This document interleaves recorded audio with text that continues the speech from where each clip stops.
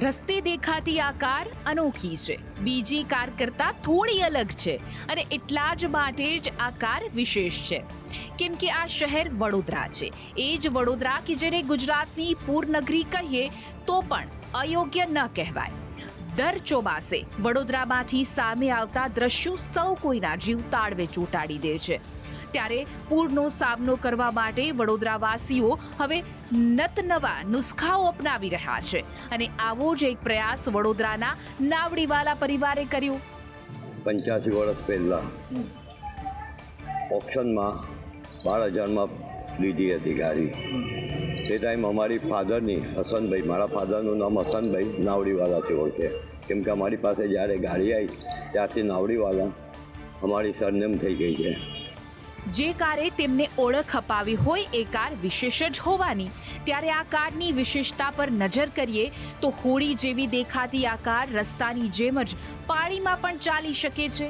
કારમાં સાયલેન્સર ઉપરની બાજુ છે અને પાછળ પંખો પણ આપેલો છે, જેની મદદથી આ કાર પાણીમાં હોડીની જેમ સરળતાથી પસાર થઈ શકે છે। ત્યાં ઘણા ટાઈમ વરસાદ હોય, પાણી ભરાઈ જતું હોય તો લોકોની ગાડી ઊભી થઈ જાય। મારા ફાધર પાણીની અંદર કાઢીને બહાર નીકળી જતા હતા, તો લોકો આશ્ચર્ય કરે કે આ અમારી ગાડી નથી નીકળતી ને અમની તો કે આ પાણીમાં ચાલે છે અને રોડ પર બંધનો સિસ્ટમ છે। લેફ્ટ સાઇડ સ્ટીયરિંગ વાળી અમેરિકાની આ કાર અત્યારે વડોદરામાં ફરી રહી છે અને કાર માલિક પણ કહી રહ્યા છે કે અત્યારે આવી કાર ભારતમાં બને તો તેની માંગ પણ ખૂબ રહેશે। બનાવવી જોઈએ, કેમ કે પૂર તો આ જ કરે છે। વરસાદમાં આપણે બરોડામાં જ ઘણી વાર તકલીફો થાય છે, એટલે આવી ગાડી હોય તો આપણો બચાવ બી થઈ શકે, લોકોને કાઢી શકીએ આપણે। વડોદરાથી હિરેન મોદી, સંદેશ ન્યૂઝ। અમદાવાદની રહેવાસી અને એર હોસ્ટેસ તરીકેની કામગીરી કરતી યુવતીએ કારકિર્દી છોડીને ડીઝા શર્મા, જેણે હવે સંન્યાસનો માર્ગ અપનાવ્યો છે। સમાજ સેવાથી સંન્યાસ તરફ વળતી અમદાવાદની એક દીકરી કે જેનું નામ ડીઝા શર્મા છે, સીધી જ વાત એમની સાથે કરીએ।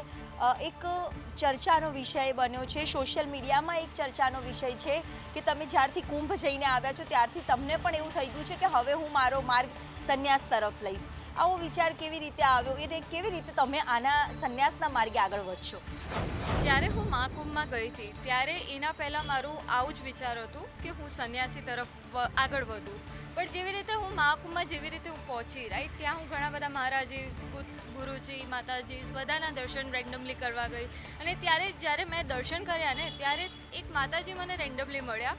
એમને મને બહુ સારી રીતે પ્રેમથી બેસાડીને સમજાવ્યું કે જો આ જે સંન્યાસી વાળું જીવન છે, રાઈટ, એ જે તારો હમણાં ટફ લાઈફ છે ને એનાથી બહુ ડબલ ટફ લાઈફ છે। એ બધી વસ્તુઓમાં મને ભક્તિમાં એકદમ લીન થઈ જવું છે અને હું મહાદેવજીની બહુ મોટી ભક્ત છું અને હું મહાદેવના મૃત્યુંજય મંત્ર જાપ 108 વાર ડેલી ઉઠતાની સવારે જ કરું છું। મારું 3:30 વાગે હું ઉઠી જાઉં છું, 4 વાગે હું નહીને બધું પૂજાપાઠ ને બધું કરું છું। એના પછી હું ગૌશાળા જાઉં છું અને પછી જે નીડી પીપલ છે એને ચેરિટી કરું છું અને હવે જે ડોગ્સ હોય મને ને ડોગથી બહુ લાગણી છે, તો આ જે રસ્તામાં ડોગ્સ ફરતા હોય જેને બિચારા કંઈ મળતું ના હોય એને હું ડેલી મિલ્ક અને એ બધું આપું છું। તો હવે મને એમ લાગે છે કે મને બહુ સોશિયલાઇઝ વોલેન્ટિયર બનવું। ઘરડા ગાળાવાળે આ કહેવત તમે સાંભળી જ હશે, બસ તેવી જ ભૂમિકા સુરત પોલીસે ભજવી। જાનૈયાઓને બોલાવ્યા, મધ્યસ્થી કરાવી અને લગ્ન કરાવ્યા। સુરત લગ્ન પ્રસંગમાં અજીબ ઘટના સામે આવી છે। જાનૈયાઓ વાજતે ગાજતે વરરાજા સાથે જાન લઈ પહોંચે છે, પરંતુ જમવાનું ખૂટતા જાનૈયાઓ નારાજ થઈ જાય છે। સામાન્ય જમવાનું ખૂટવા જેવી બાબતને લઈને વરરાજા જાન પરત લઈને પરત ફરે છે। કન્યા પક્ષ દ્વારા વરાછા પોલીસને સમગ્ર ઘટનાની જાણ કરવામાં આવી। આ સમગ્ર ઘટનાનો મામલો પોલીસ સ્ટેશન પહોંચ્યો હતો। પોલીસે વડીલોની ભૂમિકા ભજવી જાનૈયાઓને સમજાવ્યા બાદ જાનૈયાઓ પાછા ફર્યા। ત્યારબાદ પોલીસ મથકેથી ફરી વાજતે ગાજતે જાન કાઢી। પોલીસે હર્ષો ઉલ્લાસ સાથે વર વધુના લગ્ન કરાવ્યા। સુરત પોલીસની સરાહનીય કામગીરી સામે આવી। લીલા તોરણે વળતી જાનને પરત બોલાવી અને ધામધૂમથી લગ્ન કરાવ્યા અને પોલીસે રંગત જમાવી. અમદાવાદના બાપુનગરમાં અસામાજિક કૃત્ય કરવામાં આવ્યું છે. માથાભારે લોકોએ સામાન્ય બોલાચાલી બાદ બાઇકને આગ લગાવી. શહેરના બાપુનગરના સુંદરમ નગરમાં આગ ચંપીની ઘટના સામે આવી છે. આ આગ ચંપીની આ ઘટના જે બની છે તે ગાયત્રી ફ્લેટમાં બની હતી અને ત્યાં સુંદરમ નગરમાં રહેતા એક શખ્સે પોતાના પાડોશી ભાડુઆતને ઘર પાસે વાહન પાર્ક ન કરવા બાબતે જણાવ્યું હતું, જે બાદ ભાડુઆત ઉશ્કેરાયો અને બંને વચ્ચે બોલાચાલી થઈ હતી, જે દરમિયાન આગ ચંપીનો બનાવ બન્યો હતો. દરમિયાન આસપાસના લોકોએ આગ બુઝાવવાનો પ્રયત્ન કર્યો અને ડોલ લઈને પાણીનો મારો પણ ચલાવ્યો હતો અને આખરે આગ પર કાબૂ મેળવવામાં આવ્યો. ભાડુઆતે વાહનમાં આગ લગાવતા 2 બાઇકો બળીને ખાખ થઈ ગયા હતા. લોકોએ આગ બુઝાવીને મોટી દુર્ઘટનાને રોકી લીધી છે. જો કે આ 3 જે આગ લગાવનાર લોકો હતા તેમની પોલીસે ધરપકડ કરી છે, જેમાં શેરુભાઈ અલી, શાહિદ સાખે શેખ અને નસીમ પઠાણની ધરપકડ કરવામાં આવી છે અને ત્રણેયના વિરુદ્ધ પોલીસે કાયદેસરના પગલાં લીધા છે. સાથે જ પોલીસે આ અંગે ફરિયાદ નોંધી વધુ તપાસ શરૂ કરી છે.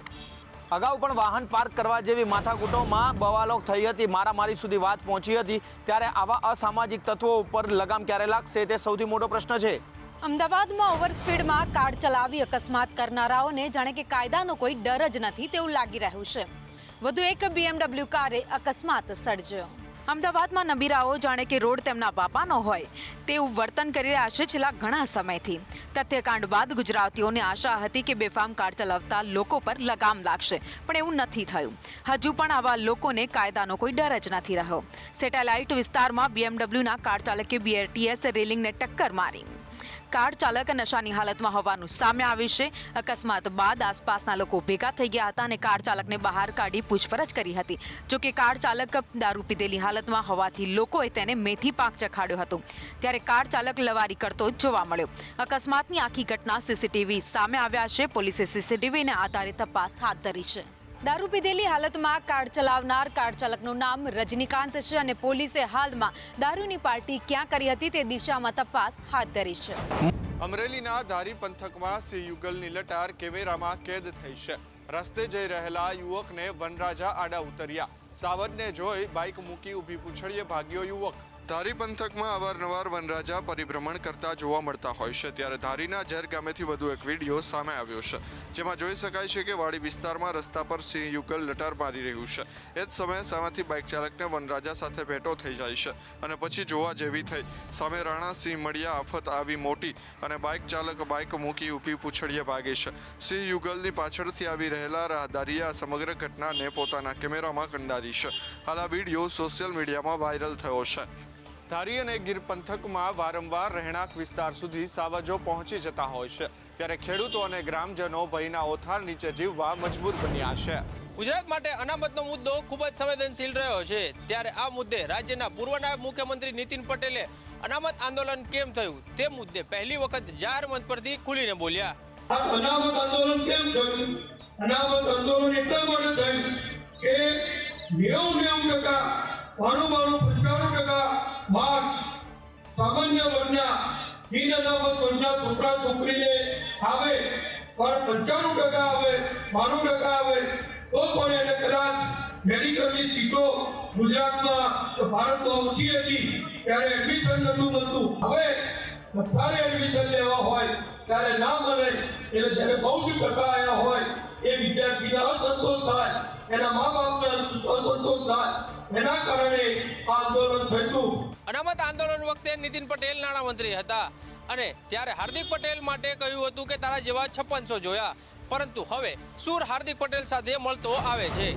નર્મદાની સરકારી શાળા બિસ્માર હાલતમાં છે. શાળાની અંદર ઠેર ઠેર પશુઓ દેખાતા સાંસદ મનસુખ વસાવાએ સવાલ ઉઠાવ્યા છે. આપણા ટેક્સના રૂપિયાથી સરકારી શાળાઓમાં બાળકોને ભણાવવામાં આવે છે. એ સરકારી શાળામાં ઓરડાઓ તો જર્જરિત હોય તેવા અહેવાલો તો અમે ઘણી વખત પ્રસિદ્ધ કર્યા, પણ આ વખતે તો નર્મદાની દેડિયાપાડાના તાબડા ગામની સરકારી ઉચ્ચ માધ્યમિક શાળાની હાલત જોઈ તમને થશે કે આ બાળકો આવવામાં કેવી રીતે ભરતા હશે. 15 વર્ષ પહેલા બનેલા બિલ્ડિંગ આજે જર્જરિત હાલતમાં છે, જેને લઈને સાંસદ મનસુખ વસાવાએ સરકારી શાળાની મુલાકાત લીધી હતી. શાળાની હાલત જર્જરિત હોવાને સાથે શાળાની હોસ્ટેલમાં શ્વાન, બિલાડા અને જંગલી પશુઓ રહી રહ્યા છે. સાંસદે મુખ્યમંત્રીને પત્ર લખીને શાળાની મરમ્મત કરાવવાની રજૂઆત કરી છે. ત્યારે હવે જોવું રહ્યું કે કેટલા સમયમાં આ શાળાની મરમ્મત થાય છે. જૂનાગઢ મહાનગરપાલિકાની ચૂંટણી પહેલા જ વોર્ડ નંબર 3 અને વોર્ડ નંબર 4 માં ભાજપના ઉમેદવારો બિનહરીફ થયા છે. આ બંને વોર્ડમાં કોંગ્રેસના ઉમેદવારોએ ફોર્મ પરત ખેંચી લેતા 8 ઉમેદવારો બિનહરીફ થતા ભાજપમાં વિજયની શ્રીગણેશ થયા છે. જૂનાગઢ મહાનગરપાલિકાની ચૂંટણી આગામી 16 ફેબ્રુઆરીના રોજ યોજાનાર છે. ત્યારે તે પહેલા જ વોર્ડ નંબર 3 અને વોર્ડ નંબર 4 માં 8 ઉમેદવારો બિનહરીફ થયા છે. વોર્ડ નંબર 3 માં ઉમેદવારોની વાત કરીએ તો શરીફાબેન કુરેશી, શહેનાઝબેન કુરેશી, અબ્બાસ કુરેશી અને હસુખભાઈ મકવાણા ચૂંટણી પહેલા જ બિનહરીફ જાહેર થયા. જ્યારે વોર્ડ નંબર 14 ની વાત કરીએ તો જમકુબેન અર્જુનભાઈ છાયા, બાલુભાઈ ભગાભાઈ રાડા, આદ્યશક્તિબેન મજબૂત અને કલ્પેશ અજવાણી સહિતના 8 ઉમેદવારો જે છે તે બિનહરીફ જાહેર થયા છે. અને આ ઉમેદવારોને લઈને આજે જીતનો જશ્ન મનાવવામાં આવ્યો છે અને વિજયના શ્રી ગણેશ ભાજપ દ્વારા કરવામાં આવ્યા છે. આવતીકાલે સાંજે ફોર્મ પરત ખેંચવાનો છે તે અંતિમ દિવસ છે. ત્યારે માલુમ થશે કે કેટલા ઉમેદવારો વચ્ચે ચૂંટણી જંગ ખેલાશે. કોડીનાર નગરપાલિકાની સામાન્ય ચૂંટણી રસપ્રદ બની રહી છે. આજે કોંગ્રેસ વચ્ચે ફોર્મ ચકાસણીને લઈ ચકમક જરી હતી, તો કોંગ્રેસને પ્રથમ ગ્રાસે જ મક્ષિકાની સમાન 28 પૈકી 3 ઉમેદવારોનો ફોર્મ અમાન્ય ગણાતા મોટો ઝટકો લાગ્યો હતો. કોડીનાર નગરપાલિકાની સામાન્ય ચૂંટણીમાં પાલિકાના 7 વોર્ડની 28 બેઠકો માટે 96 ઉમેદવારી પત્રો રજૂ થયા હતા, જેમાં ભાજપ કોંગ્રેસના 28, જ્યારે આમ આદમી પાર્ટીના 12 ફોર્મ રજૂ થયા હતા. આજે ફોર્મ ચકાસણીની પ્રક્રિયા દરમિયાન વોર્ડ નંબર 3ના કોંગ્રેસ પક્ષના મહિલા ઉમેદવારના ફોર્મને લઈ ભાજપે વાંધો લીધો હતો. જોકે ચૂંટણી અધિકારીએ ફોર્મ માન્ય રાખતા મામલો ગરમાયો હતો અને આ મામલે ભાજપ કોંગ્રેસ વચ્ચે ચકમક પણ સર્જાઈ હતી, જેના વિડીયો પણ સામે આવ્યા હતા. તો બીજી તરફ કોંગ્રેસના અન્ય 3 ઉમેદવારોના ટેકેદારોએ ટેકો ખેંચી લેતા આ ફોર્મ અમાન્ય થયા હતા. ત્યારે કોંગ્રેસ માટે જોરકા ઝટકા ધીરે છે જેવી સ્થિતિ સર્જાઈ છે. હજુ વધુ 4 કોંગી ઉમેદવારો મેદાન છોડી દેશે તેવો ખુદ કોંગ્રેસે સ્વીકાર કર્યો છે. ત્યારે કોડીનાર નગરપાલિકાની ચૂંટણી કોંગ્રેસ માટે કપરા ચઢાણ સમાન સાબિત થઈ રહી છે. અમરેલી લેટર કાંડની આગ શાંત થાય તે પહેલા દિલીપ સંઘાણીએ નવું સળગાવ્યું છે. આ સમગ્ર પ્રકરણમાં હાઈકોર્ટના જજની તપાસની માંગ કરી છે, સાથે પોતાના નાર્કો ટેસ્ટની પણ તૈયારી દર્શાવી. અમરેલી લેટર કાંડ મામલે નવો વળાંક આવ્યો. જેલમાંથી છૂટ્યા બાદ મનીષ વઘાસિયાના પોલીસ પર ગંભીર આરોપ મૂક્યા અને માર મારી દિલીપ સંઘાણી સહિતના નેતાઓના નામ આપવા દબાણ કરવામાં આવ્યું હોવાની વાત કરી. ત્યારબાદ ઇફકોના ચેરમેન દિલીપ સંઘાણીએ મુખ્યમંત્રીને પત્ર લખ્યો અને તેઓ પોતે નાર્કો ટેસ્ટ માટે તૈયાર છે અને સાથે જ ફરિયાદી તેમજ અન્ય 4 આરોપીઓના પણ નાર્કો ટેસ્ટ થવા જોઈએ, જેથી સત્ય બહાર આવી શકે તેવી માંગણી કરી. તેમણે આ કેસમાં પોલીસની કાર્યવાહી સામે પણ પ્રશ્ન ઉઠાવ્યા છે અને જણાવ્યું છે કે કોઈ સામાન્ય વ્યક્તિના ઇશારે પોલીસ આવું કૃત્ય ન કરી શકે. અમરેલીમાં ભાજપને હવે વિરોધ માટે કોંગ્રેસની જરૂર નથી, કારણ કે હવે ભાજપના 2 જૂથ એકબીજાને નીચા પાડવામાં પર્યાપ્ત હોવાની ચર્ચાએ જોર પકડ્યું છે. અમદાવાદના આરોગ્ય ભવનમાં કોઈ નીતિ નિયમો નથી. લોકો જન્મ મરણના પ્રમાણપત્ર માટે ઓફિસમાં આવે છે, પરંતુ અધિકારીઓ જાણે લોકો પર ઉપકાર કરતા હોય તેવી રીતે પોતાની મનમરજી મુજબ ઓફિસમાં આવે છે. તમે જે દ્રશ્યો જોઈ રહ્યા છો એ કોઈ નાના નગર કે ગામના નથી. આ મહાનગર અમદાવાદના છે, જ્યાં લોકો જન્મ અને મરણના પ્રમાણપત્રમાં સુધારો કરવા માટે સવારથી લાઇનમાં ઊભા છે. બીજા દ્રશ્યમાં જોવા મળશે અધિકારીઓની ખુરશી ખાલી. અધિકારીઓ નિયમિત અને સમયસર ન આવતા અરજદારોને ભારે હાલાકીનો સામનો કરવો પડી રહ્યો છે. અધિકારીઓની રાહમાં લાઇનોમાં ઊભા રહેલા અરજદારોએ હોબાળો કરીને પોતાનો રોષ વ્યક્ત કર્યો હતો. અરજદારોનું કહેવું છે કે તેઓ 3 થી 5 વાર ધક્કા ખાઈ રહ્યા છે, છતાં પણ કોઈ ડોક્યુમેન્ટમાં સુધારો થતો નથી. આરોગ્ય ભવનની જાહેરાત મુજબ જન્મ અને મરણના સર્ટિફિકેટમાં સુધારો કરવા માટે વ્યવસ્થા કરવામાં આવી હતી, પરંતુ વાસ્તવિકતા તેનાથી ખૂબ જ અલગ છે. છેલ્લા 4 મહિનાથી લોકો ધરમના ધક્કા ખાઈ રહ્યા છે. જો સ્માર્ટ સિટી કહેવાતા અમદાવાદમાં જ આવી પરિસ્થિતિ હોય તો નાના ગામડાઓમાં કેવું હશે તે વિચારી શકો છો. મુખ્યમંત્રી ભૂપેન્દ્ર પટેલે ગાંધીનગરમાં ગિફ્ટ સિટીમાં આવેલા ઇન્ડિયા ઇન્ટરનેશનલ એક્સચેન્જની અંદર સેન્સેક્સ એક્સચેન્જ અને એક્સપોર્ટની શરૂઆત કરાવી છે.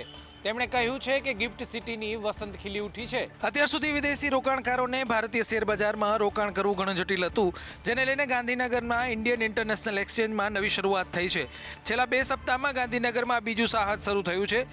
ગિફ્ટ નિફ્ટી બાદ ફ્યુચર ઓપરેશન્સની પણ શરૂઆત થશે. પીએમ મોદીએ લોકોની માનસિકતા દૂર કરી છે અને આ સિવાય તેમણે એવું પણ કહ્યું કે 450થી વધુ ફિનટેક ગિફ્ટ સિટીમાં કાર્યરત થયા છે. તો બીજી બાજુ IFSLના CEO સુંદર રામામૂર્તિએ પણ નિવેદન આપ્યું છે. તેમણે કહ્યું છે કે BSE ભારતના આર્થિક વિકાસમાં 150 વર્ષથી સેવારત છે. વિદેશી રોકાણકારો હવે ઝડપથી ગિફ્ટ સિટીમાં આવેલા એક્સચેન્જ સેન્ટરમાં રોકાણ કરી શકશે. બજેટમાં પણ વિદેશી રોકાણને લઈને ઘણી જોગવાઈ કરવામાં આવી છે. રાજ્યમાં માવઠાની આફત ગઈ નથી, યથાવત છે. ફેબ્રુઆરી માસમાં માવઠું ખેડૂતોને રડાવવા માટે આવી રહ્યું છે. ગુજરાતની જનતા આમ પણ બેવડી ઋતુથી કંટાળી ગઈ છે અને પરેશાન થઈ ચૂકી છે. બપોરના સમયે ગરમી લાગે છે તો રાત્રે ઠંડા પવનો ફૂંકાતા ઠંડીનો પણ અહેસાસ થાય છે, જેને લઈને લોકો બીમાર પડી રહ્યા છે. તો બીજી તરફ ખેડૂતોને રોજે રોજ માવઠાનો ડર પણ સતાવી રહ્યો છે. તેવામાં ફરી એક વખત હવામાન વિભાગે ખેડૂતોની ચિંતા વધારી છે. ફેબ્રુઆરીમાં કમોસમી વરસાદ પડી શકે છે અને એ સિવાય હાલ સાયક્લોનિક સર્ક્યુલેશન સિસ્ટમને લઈને અમદાવાદમાં વાદળછાયું વાતાવરણ રહેશે તેવી આગાહી કરવામાં આવી છે. આવતીકાલ अहमदाबाद तापमान 2 થી 3 डिग्री घटी पहुंच सके छे. परसिस्ट कर रहा है. जो अहमदाबाद आसपास का जो पूर्वानुमान है पार्टली क्लाउडी स्काई रहेगा और जो तापमान है लघुत्तम तापमान 16 डिग्री सेंटीग्रेड के आसपास रहेगा. हवामान विभागની આગાહીને લઈને ખેડૂતોમાં ચિંતાનું મોજું ફરી વળ્યું છે. કચ્છ અને સૌરાષ્ટ્રના કેટલાક ભાગોમાં માવઠાની આગાહી કરાઈ છે.